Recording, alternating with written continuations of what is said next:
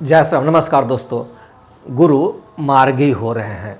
शिक्षा, संतान, धन, सौभाग्य, भाग्य के कारक बृहस्पति महाराज पिछले 4 महीनों से 11 नवंबर से बकरी अवस्था में थे। अब यह 11 मार्च से मार्गी हो रहे हैं। बृहस्पति का मार्गी होना कुंभ राशि जातकों के लिए क्या प्रभाव पड़ेगा, आइए इस विषय पर हम बात करते हैं। बृहस्पति 11 मार्च से लेकर के 13 दिसंबर 2026 तक मार्गी रहेंगे, यानी पूरे साल बृहस्पति मार्गी ही रहेंगे।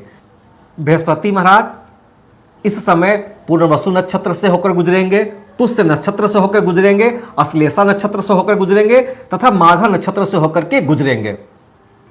ये आपके पंचम भाव, षष्ठम भाव तथा सप्तम भाव से होकर गुजरेंगे।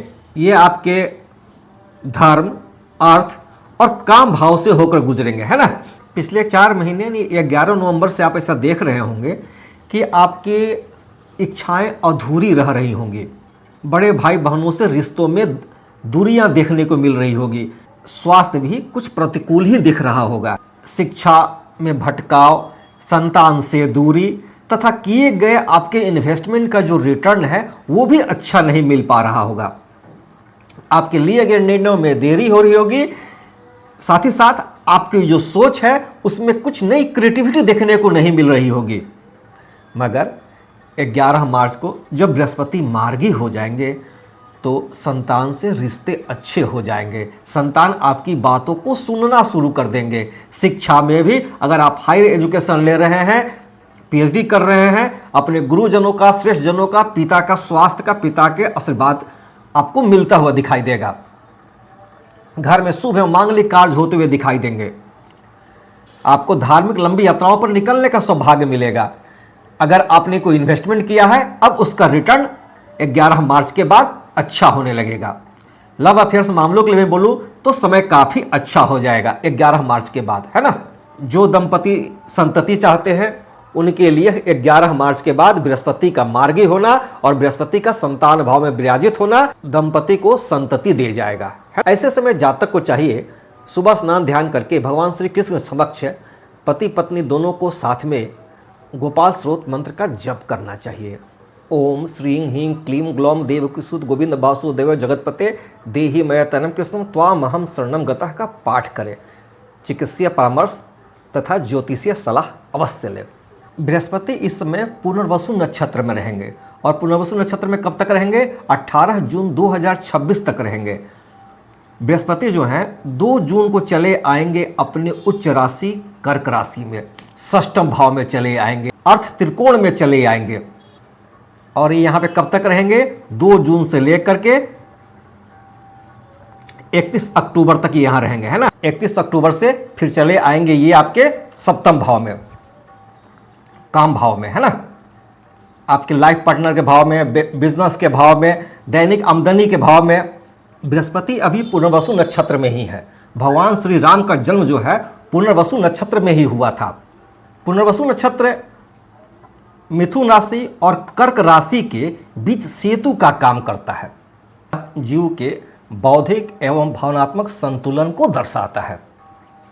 पुनर्वसु का अर्थ क्या है? बारंबार प्रयत्न करके खोई हुई चीज़ों को प्राप्त करना। बृहस्पति का मार्गी होना आपके निर्णय, आपकी सोच को सही दशा एवं दिशा देगी, है ना। बृहस्पति जब 2 जून को चले आएंगे षष्ठम में आ जाएंगे। हालांकि ज्योतिष शास्त्र में कुंडली के 6ठे भाव को अच्छा भाव नहीं कहा गया है, त्रिक भाव कहा गया है। और बृहस्पति यहाँ आकर के अच्छा फल देते भी नहीं है। मगर चूंकि यहाँ पे एक बृहस्पति जो हैं कर्क राशि में हैं, उच्च के हैं, तो स्वभावतः उतने बुरे फल नहीं देंगे, अच्छा ही फल देंगे। ऐसे समय जिन जातकों को कर्जे की ज़रूरत है वो कर्ज मिलता हुआ दिखाई देगा। शत्रु बनेंगे मगर शत्रु वो ज़्यादा परेशान नहीं करेंगे। बृहस्पति यहाँ विराजित होकर के आपको कंपटीशन में भी सफलता दिलाते हुए दिखेंगे। यह भाव सेवा का है ना। तो जातक सेवा कर करके धन की प्राप्ति कर सकता है। बृहस्पति इस समय पुष्य नक्षत्र में रहेंगे 18 जून से लेकर के 19 अगस्त तक। पुष्य नक्षत्र किसका है? शनि महाराज का है। शनि किसके कारक हैं? अनुशासन, धैर्य, मेहनत, जिम्मेदारी, दूसरों की मदद करना, सेवा करना आपको अच्छा लगता है ना। पुष्य नक्षत्र को ज्योतिष शास्त्र में नक्षत्रों का राजा कहा गया है, सम्राट कहा गया है। जैसे रोहिणी को रानी कहा गया है नक्षत्रों की, उसी तरह से पुष्य नक्षत्र को राजा कहा गया। क्यों? क्योंकि इस समय आप गाड़ी, घोड़ा, वाहन, प्रॉपर्टी, सोना, चांदी, व्यवसाय की शुरुआत, शिक्षा की शुरुआत कर सकते हैं, है ना। इस समय किया गया इन्वेस्टमेंट भी जो है आपको अच्छा रिटर्न दे जाएगा। इस समय किया गया दान और पूजा पाठ अनंत फल देता है, दीर्घकालिक फल देता है ना। बृहस्पति जब यहाँ विराजित होंगे तो आपका कार्य क्षेत्र का मैनेजमेंट काफ़ी अच्छा होगा। आपको नेम, फेम, अचीवमेंट मिलता हुआ दिखाई देगा। विदेश से संबंधित मामलों के लिए समय काफ़ी अच्छा होगा। आपके धन खर्च होंगे मगर शुभ एवं मांगलिक कार्यों में खर्च होते हैं, है ना। इस समय आपके अपने हित कुटुंबियों के साथ रिश्ते काफ़ी अच्छे होंगे। आपकी ओजपूर्ण वाणी लोग को सुनकर लोग उससे लाभ लेते हुए दिखाई देंगे। ऐसे समय आपके घर में नए सदस्य की वृद्धि भी हो सकती है ना। या तो घर में किसी की शादी विवाह हो तो लाइफ पार्टनर आएंगे उसके, या फिर संतान की उत्पत्ति होती है ना।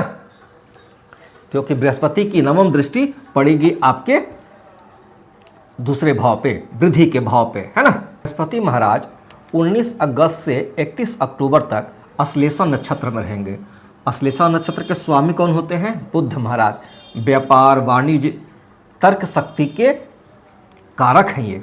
ऐसे समय आप काफ़ी विश्लेषणात्मक एवं चीज़ों को गहराई से समझने वाले हो जाएंगे।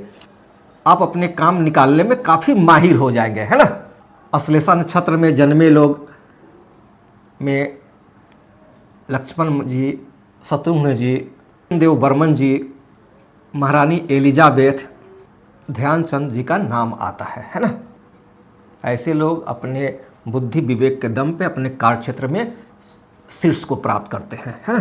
बृहस्पति महाराज 31 अक्टूबर को जब चले जाएंगे सप्तम भाव में, तो बृहस्पति की यह स्थिति काफ़ी अच्छी होगी। बृहस्पति ये काम भाव में आकर के आपको देखेंगे, है ना। लाभ एवं इच्छाओं के भाव को देखेंगे तथा आपके साहस एवं पराक्रम एवं छोटे भाई बहन, आपके पड़ोसियों के साथ रिश्ते अच्छे करेंगे।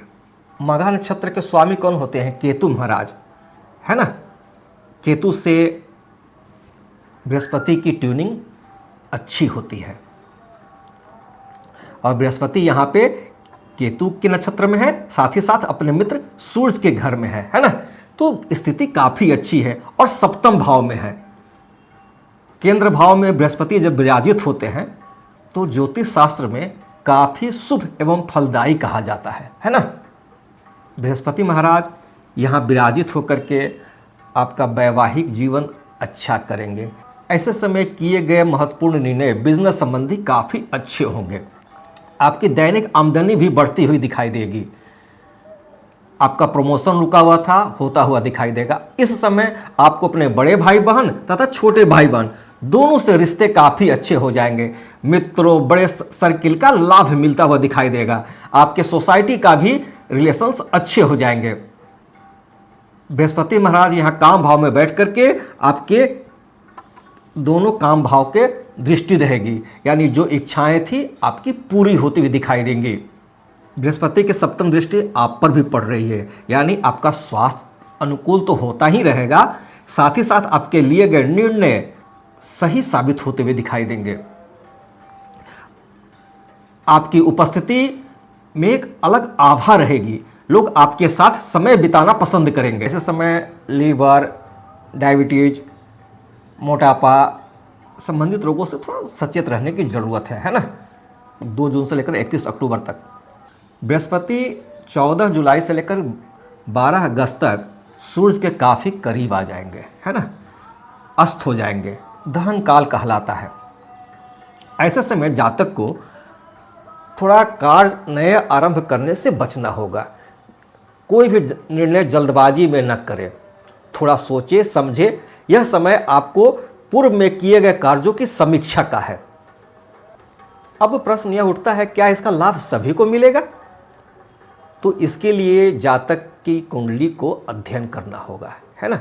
यह तो गोचर है, और गोचर में कुंभ राशि जातकों के लिए गुरु महाराज फलदायी एवं वरदान से साबित हो रहे हैं फल देने के लिए। जिन जातकों की लग्न कुंडली में D1 चार्ट में बृहस्पति की स्थिति अच्छी है, यानी केंद्र में हो, केंद्र त्रिकोण में हो, उच्च राशि में हो, मित्र के घर में हो, डिग्री वाइज मजबूत हो, तो उसके फल अच्छे मिलेंगे। जातक की महादशा अंतरदशा भी दिखनी चाहिए। मैं ज्योतिष से संबंधित वीडियो बनाता हूं। अगर आपको मेरा वीडियो अच्छा लगे, लाइक करें, शेयर करें, सब्सक्राइब करें। सब धन्यवाद।